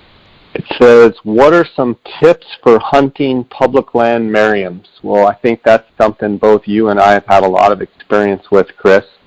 A couple suggestions I would have are try and do a bunch of preseason scouting and find those areas that are not easy to get to. Find those areas, whether it be blocked off roads, habitat areas where you have to hike in, away from the roads, away from where it's easy to get to.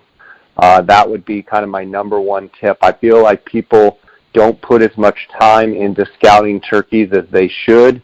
They end up driving the roads, and I say get as far, if you want to kill a bird every year, I say get away from those easy areas and get into some of those canyons that you have to walk into. Because a lot of times people don't even go and explore those. Find, the most roadless area you can, and that's going to be where the most undisturbed birds are. That would be probably my biggest tip right there. Go ahead, Chris. Yeah, I think a couple things popped in the head. Yeah, absolutely. Number one, the stuff that we just talked about a little while ago is going to be pertinent. The stuff we talked in that 7-part series is going to be absolutely good. A couple things for me, you just touched on. Get away from the roads. Yes. And I want to clarify, that's not because there might not be birds right next to the road. There's places I've hunted in Colorado where the birds literally roost within 150 yards of a main road. And I've killed birds within 150 yards of the main road. Don't sit in your car or your truck with an owl hooter or a box call with your truck, drive down the road, turn the truck off, open the door, or caw, and try to get a response. I've literally sat watching birds. I'm actively working a group of birds. We're only 200 to 300 yards off the road, and you can hear the truck. And they get out, they turn their vehicle off. I've had people not even turn the vehicle off. But they'll stop, open their door, maybe they slam the door closed, but they just open the door, all of a sudden, within seconds. The birds are standing there looking, they're like, nope, they don't say a word, the truck drives off, meanwhile they're strutting, gobbling, doing it. I cannot tell you how many times. Creep into a spot, turn your truck off, close it quietly, walk a couple hundred yards down the finger ridge, and then try your locating, whether you're doing a locator call or whether you're using just Yelps with box call or whatever. Get yourself into places where the turkeys are likely going to be and where most people are not. That bird might be sitting 100 yards from the road, but if you try calling from the road, they are if you're talking about public land birds, they're educated to that stuff. By just coming in from an opposite or just come in from an opposite direction. Maybe you park on this one particular finger ridge, you walk down that finger ridge, cross a little valley, come up on the other finger ridge, and you call from there. That bird might be 300 yards from your truck or 200 yards from your truck, but because he heard you from a new and unique direction, he's more likely to gobble. So, yeah, get yourself away from the roads and be creative with it.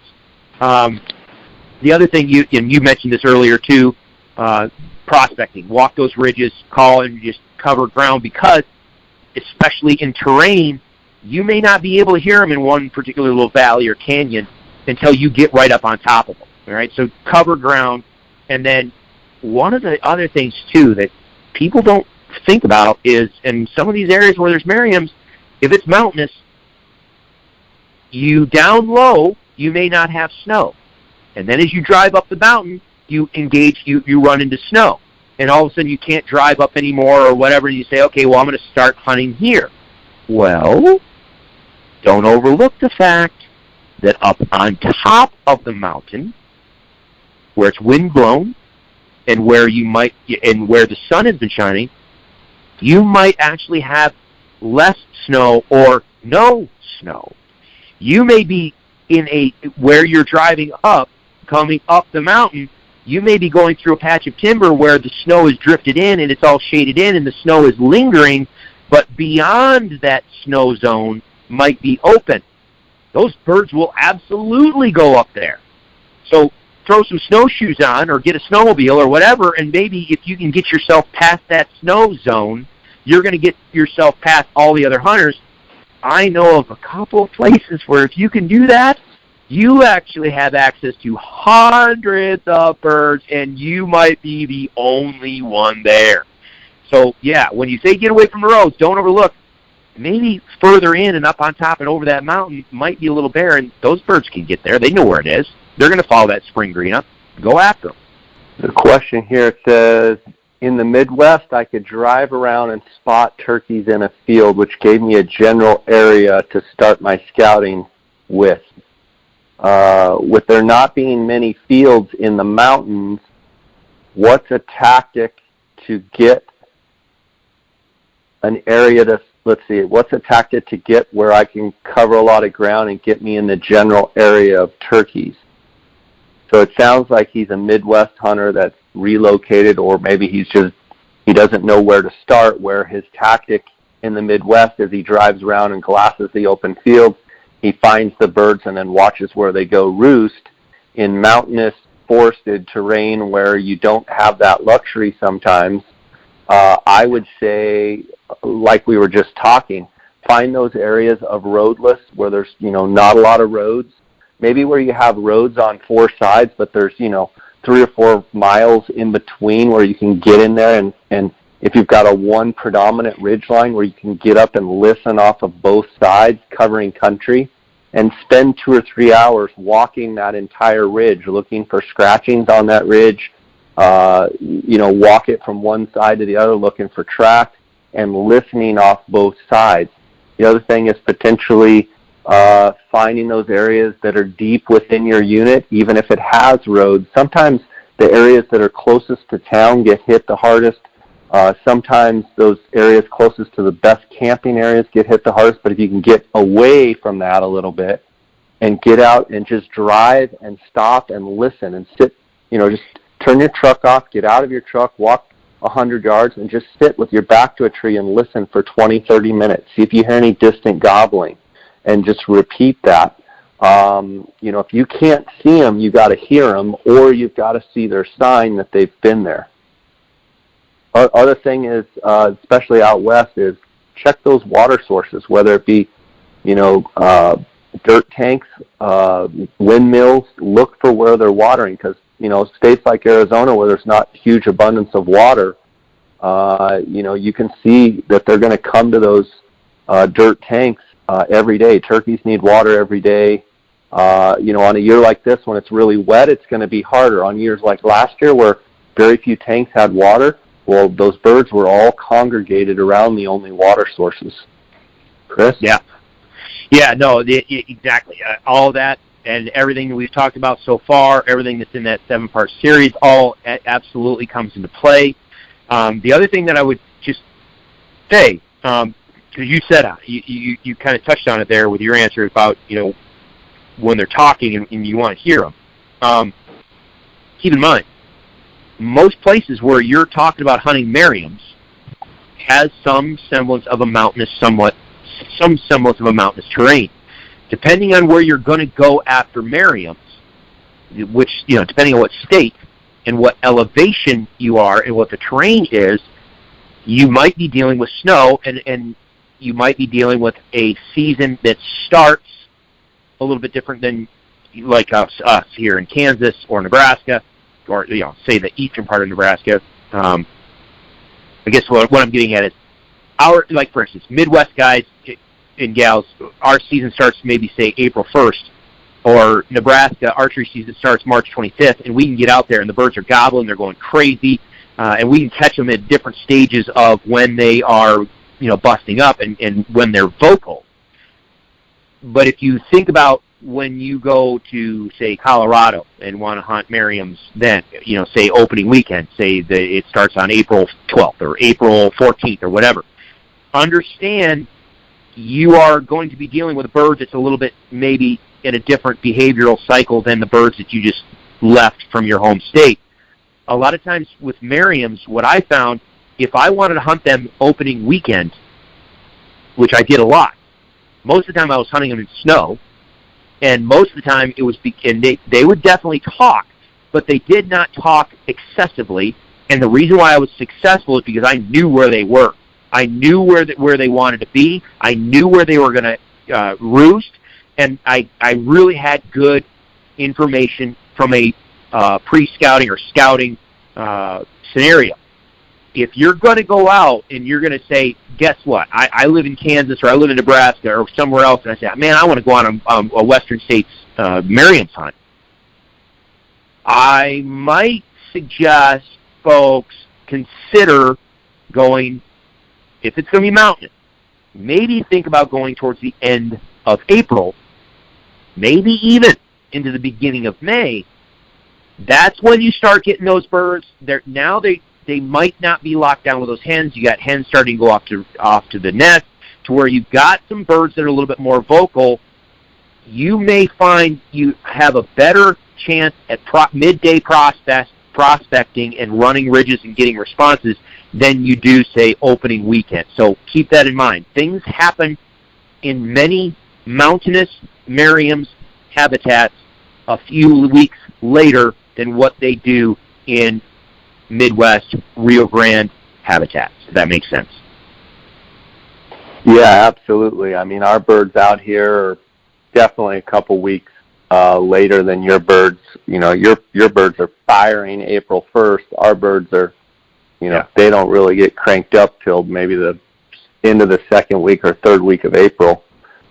What's the latest the birds leave the roost in the morning? This comes from AZ Bassman. What's the latest the birds leave the roost in the morning? Well, I would answer that if you get a snowstorm, sometimes, as Chris was saying, you get these spring snows. I've seen them stay in the tree for a couple of hours. So in other words, don't be surprised if guys listening are going up to the San Carlos or hunting the White Mountain or even Colorado or Utah for that matter, and you get an overnight snowstorm. Do not be surprised if those birds, if you have them roosted, if they stay in the tree for an hour, 30 minutes, an hour, 2 hours. Sometimes they won't even gobble, and you'll just be able to glass them. They're there, and they're up there, and they're basically their heads under their wing, and they're just trying to dry their wings, and they're not going to fly down.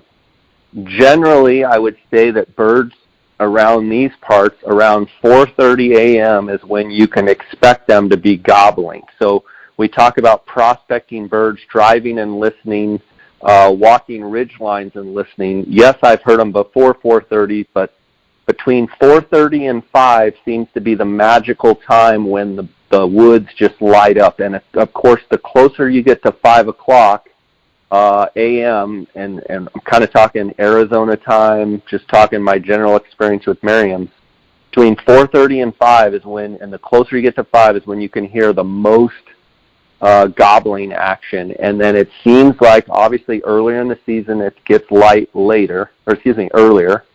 And then as the season progresses, it's going to start getting light what am I trying to say, Chris? It's getting light earlier the later in the season you go. So every day, so you know, the middle of May, it's going to be light, 20 or 30 minutes earlier than it is April 15th.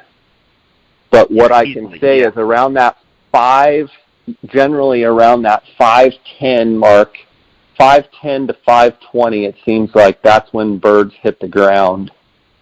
Curious your thoughts, Chris.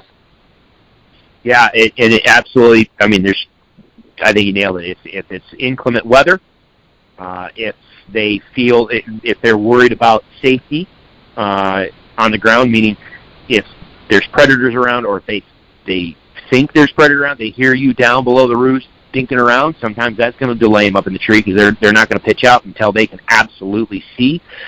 Typically, rule of thumb for me is about the time that I can start to see well enough out a couple hundred yards, the birds are too, and that's when they typically pitch out. But I have literally seen, and the other day, yesterday, we went to go recover my last hunter's bird just to try to find it.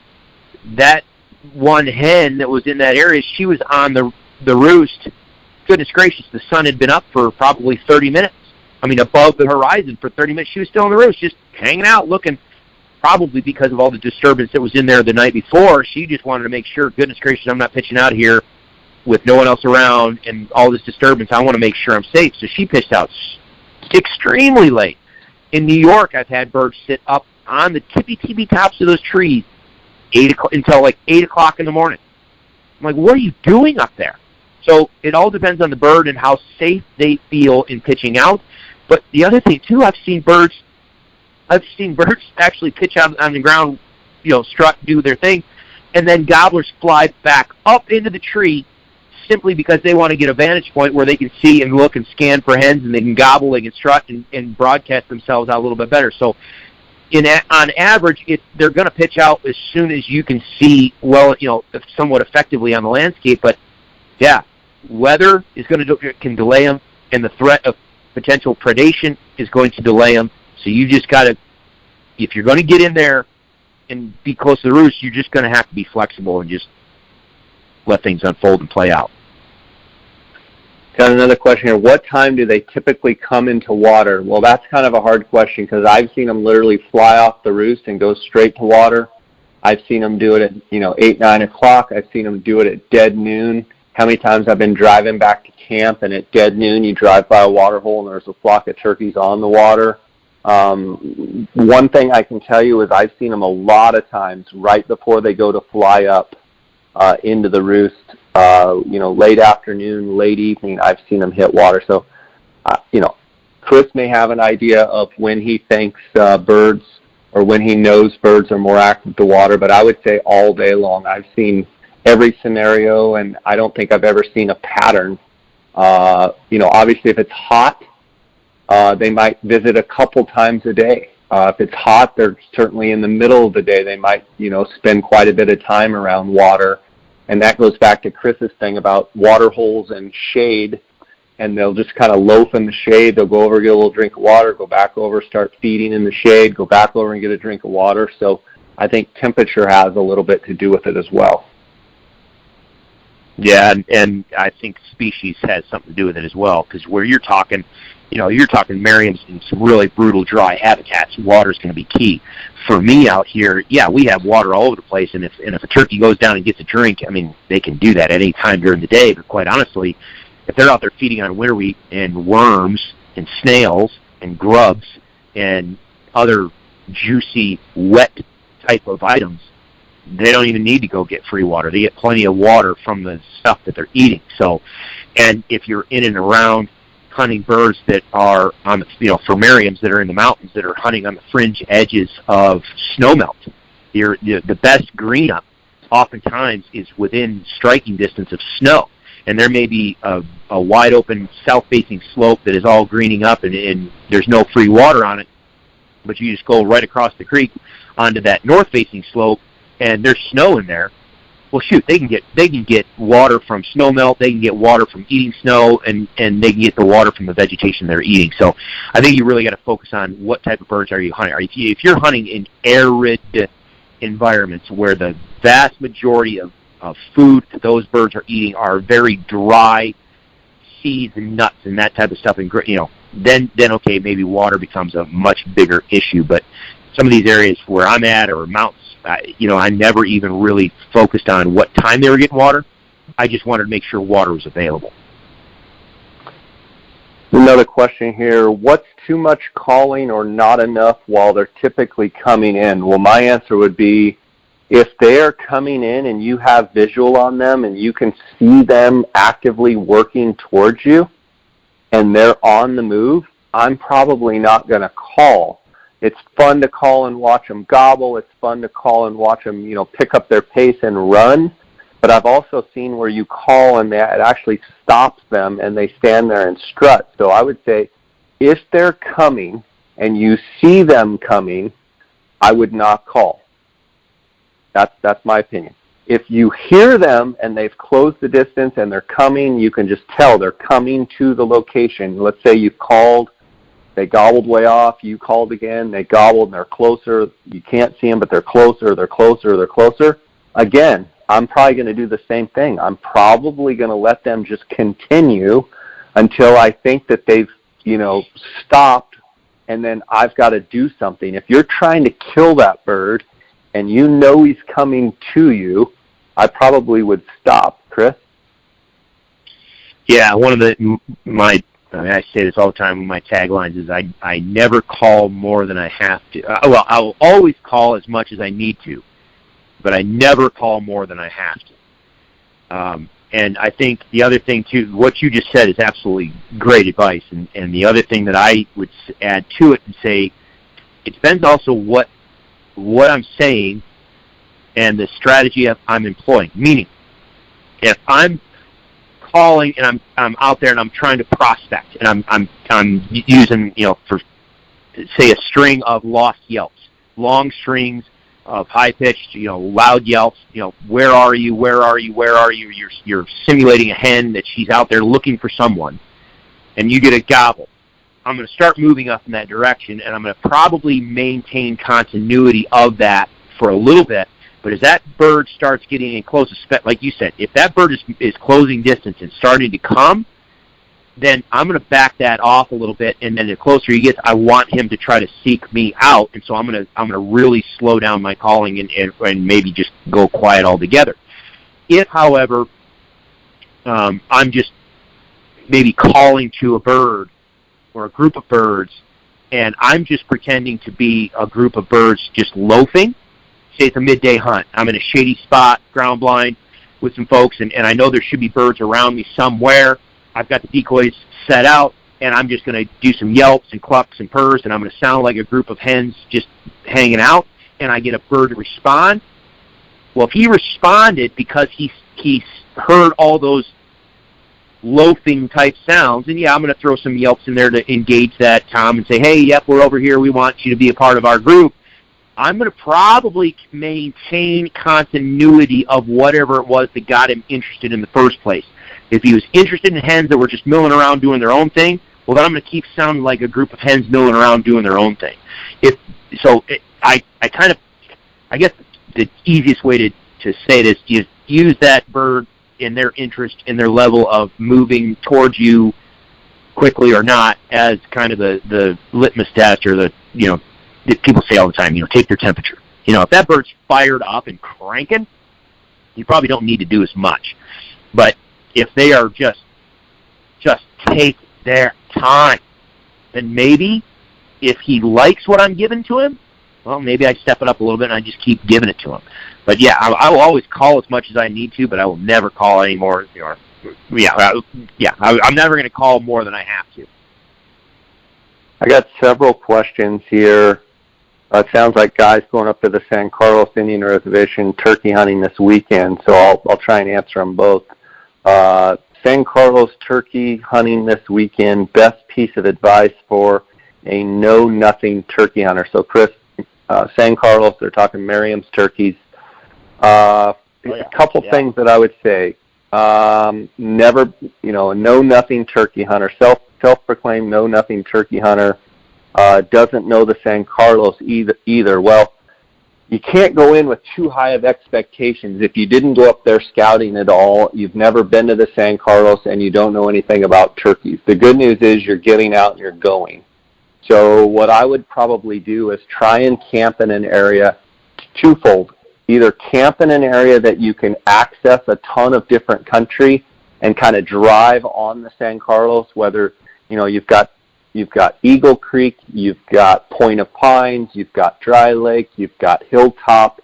It's a huge reservation. So either camp in an area that you can go and spread out and go drive a bunch of different roads and have access, or go the exact opposite and pick some corner of the unit or some part of the unit and just say, this looks good on a map. I've heard this area is good. I'm just going to focus right here in this core area and, really, really try and learn what I can about this area. If you've never been to the San Carlos, half the fun of it is seeing all the different varying types of terrain. One thing I would tell you is don't disregard the areas of the San Carlos that are the pinyon juniper country and not the big, there's some great turkey hunting in the pinyon juniper country where the big ponderosa pines are not prevalent. Find those areas where you've got the big open, grass prairies, you've got the pinyon juniper, and then inside the canyons, the little stringer draws, you've got the pine trees. That's where the turkeys will be roosted. And a lot of times just by eliminating by driving and realizing, okay, there's not any pines anywhere around here. Okay, I found a canyon with a stringer of pines. A lot of times you can say, yep, that birds are going to be in that canyon, and sure enough, that's where they're at. You can access from Globe. You can stay on the west side and go up to the Hilltop area. You can go past the San Carlos Game and Fish Office and access the Dry Lake, the Point of Pines area. You can go to the far east side over there by Eagle Creek. I mean, there's literally birds on all corners of that reservation. I've hunted it for years. And I would recommend going to the areas that are longer to get into, further to get into, not as easy to get into. And the further that you can get off the beaten path, again, just like hunting public land Merriams, the further you can get off the beaten path, probably the better chance you have to find birds that have not been messed with, as well as drive off the beaten path and then walk off the beaten path, find country that's out in the middle of absolute nowhere. You're probably going to have a better hunt. Chris, you haven't been to the San Carlos, but anything else you want to add there? No, that was awesome. Okay. No, all the other stuff that we talked about with Merriams is gonna fit with that. So I think your relevant information of actually being there, then no, that's the best way. It was good. Let's two more questions here. What is the best strategy when hunting turkeys in the middle of the day, Chris? Well, it depends on the temperature, because I think you said we talked about this just a second ago. If it's and I think we could handle that question here separately, but in general, most of the time, if you're hunting turkeys and it's nice weather, meaning it's sunny, then it might be windy. Most of the time, I'm going to find birds in shady pockets. If you think about turkeys, they don't have any place to be. They live there. They're just there. So they fly down, they're strutting, they're feeding, they're chasing each other around, they're beating each other up in the morning, blah, blah, blah. But as the day goes on, at some point, they just end up loafing. And so most of the time, in my experience, they're going to loaf in those places. If it's nice weather and sunny, most of the time they're going to be loafing somewhere where they can get shade. You think about how, especially gobblers, big black ball with a bunch of fat on them, they just soak up heat and they're going to get hot. And so they end up standing around loafing in the shady little pockets. So if that's the case, if it's midday, then I'm going to make sure I'm in and around some of those shadier pockets of habitat. If it's super, super windy, then they're going to want to get out of the wind. And so I'm going to find those places where it's not only shady, but it's also out of the wind. That is, unless it's cold and miserable and windy, then I'm going to find those places that's out of the wind but actually in the sun. Does that make sense? I mean, you touched on it earlier. If it's cold and nasty, they're going to want to warm up. Or if it's been rainy and cold, and all of a sudden the day breaks and it turns sunny, they're going to want to dry those feathers out. They're going to go to that sunny, protected little spot where they can sit there, fluff up, preen their feathers, dry out, soak up some heat. So it all depends on what the temperature and the weather has been. But by and large, midday areas, I'm going to be in those loafing areas back in some sort of cover. It says, what's your strategy for mornings after a snowstorm or a big cold front? There you go. Go for it. I'll let you start first. I'm going to say, again, like I've seen birds stay up in the roost after a snowstorm. Cold fronts, typically low-pressure systems. The birds get finicky. It seems like they clam up. Seems like they don't gobble as well. I found that high-pressure, good bluebird-type days, especially out here out west, the birds seem to be in a more consistent pattern and rhythm. Normally when it's really, really cold after a snowstorm or big cold front, typically I see them not being as active up in the roost, making a bunch of noise. But that's when maybe I'll focus towards some of the midday stuff where they're going to try and get out there and get in some of those strutting areas, because a lot of times they'll kind of hunker in these storms. They live in it every day, so it's really not that big of a deal to them. But maybe they've lost touch with some of their other turkey buddies and what have you. So I see midday, find those strutting areas, those open areas where they like to go and congregate, where gobblers like to go and try and find hens. Chris, you got anything to add? Yeah, so exactly. Yeah, if that storm breaks, and that's the question, if it breaks and the weather turns nice, oh my goodness, yes, I'm going to find those. They're going to want to get some warmth in them. They're going to want to dry out, and they're going to want food. So if I'm hunting in the morning, I'm going right to where their food. So I mean, where can they go and get food right off the bat? Because like right now in this weather that we've got, most of those birds probably not getting up. They're not going to be standing out in the open cornfields just getting pummeled. They're probably going to be back in some protected spots, maybe nibbling on a few native grass seeds or seeds that fell from the trees or whatever. But as soon as that weather breaks, they're going to want to just get some food in them and dry out and warm up. So I'm going to absolutely find those. If it's still windy, I'm going to find those protected pockets, but I want to know where the food is and where they're going to go there, and then they're going to want to spend some time out in the sun warming up, and that's where I'm going to make sure I'm set up. One more question here, Chris, and then we're done with the Q&A for a while. Best time methods to locate birds in an area you've never hunted with one day to scout. If I only had one day to scout, I would get up and be driving at 4:15 in the morning, and I would be fully expecting birds to be gobbling from about 4:30 to about 5:10. So I'm going to want to cover country in the vehicle. I'm going to stop, turn the headlights off, try and get out as quietly as I can, and I'm going to use a coyote howler. I prefer to use, it's a 3-in-1. It's a purple-colored Primos. I believe it's a woodpecker, a peacock, and a coyote howler, and I'm going to give a short burst of a coyote howl, and I'm going to listen for a bird to shock. I'm going to stand there for maybe 60 seconds. After that, I'm going to hit it one more time. If nothing answers, I'm going to drive about a mile down the road. I'm going to do the same thing. If I have someone with me, I'm going to have them stand off 30 or 40 yards because the initial blast of the coyote howler can be loud. I'm going to have them stand to the side so they can hear better than the guy blowing the call. And I'm going to do that for, an hour while they're still in the tree. I'm going to try and locate as many birds as I can. I'm going to say, okay, there was one bird here. Okay, let's keep going. Okay, there was 2 birds here. Okay, there was 4. There's a big group of birds here. So that's what I'm going to do the day before if I only have one day to scout.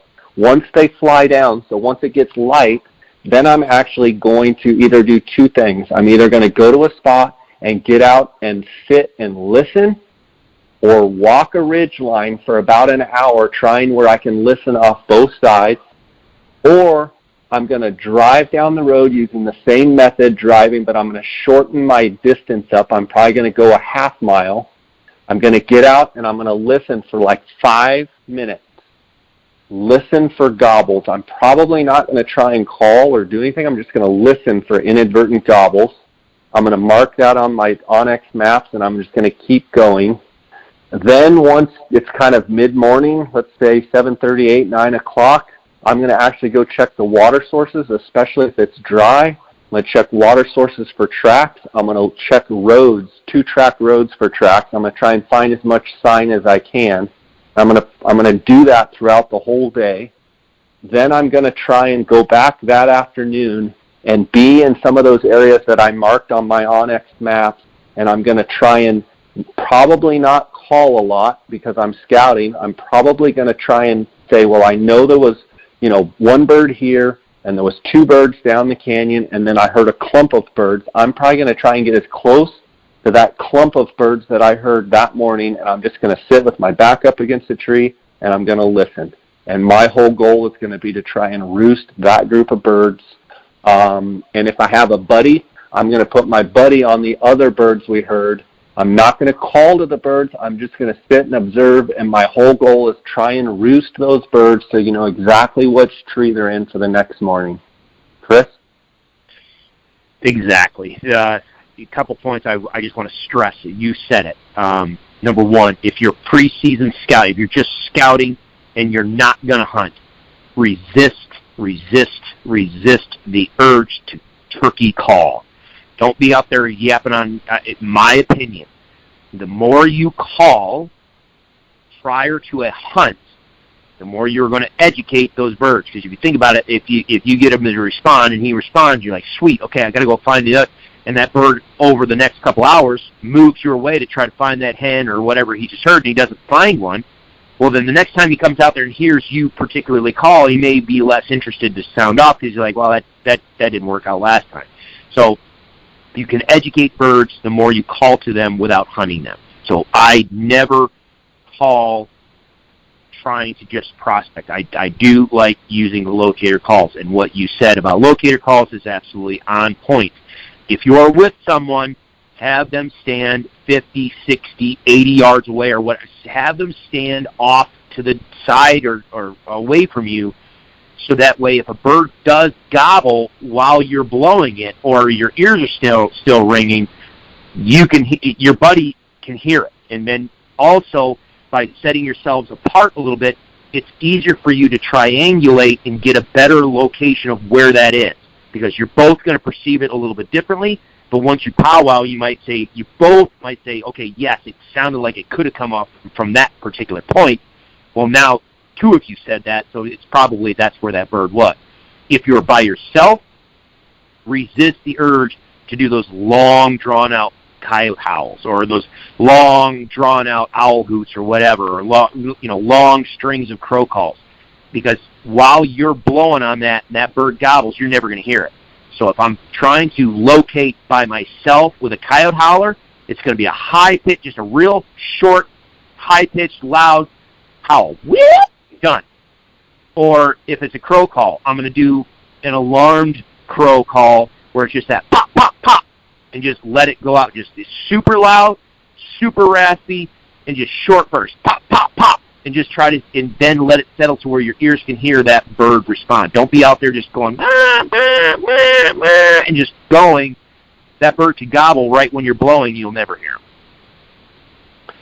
Good stuff. Chris, I'm looking forward to Gould's turkey season. For those of you that don't know, Chris is coming down and guiding with us down Gould's Turkey Hunt.